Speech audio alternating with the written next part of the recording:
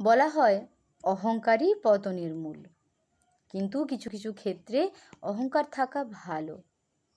আপনার মধ্যে যে কোয়ালিটি আছে, যা আপনি নিজ গুণে নিজ চেষ্টায় অর্জন করেছেন, যার জন্য আপনাকে অনেক স্যাক্রিফাইস করতে হয়েছে, যার জন্য আপনি অনেক কিছুর সঙ্গে কম্প্রোমাইজ করেছেন, যার জন্য আপনাকে কিছু শখ শৌখিনতা বাদ দিতে হয়েছে, যে অ্যাচিভমেন্টের জন্য আপনাকে রীতিমতো সাধনা করতে হয়েছে, সেই অ্যাবিলিটি আপনাকে কেউ পাত সাজিয়ে সামনে এনে ধরেনি।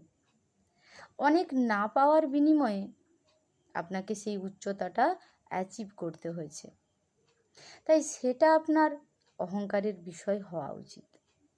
সবসময় সব ক্ষেত্রে বিনয়ের অবতার হওয়া কাজের কথা নয়, বরং নিজেকে নিয়ে একটু অহমিকা রাখুন, আত্মমর্যাদা রাখুন। নিজেকে কতখানি ধরে রাখবেন আর কতখানি ছাড়বেন, সেটা নিজেই নিয়ন্ত্রণ করবেন।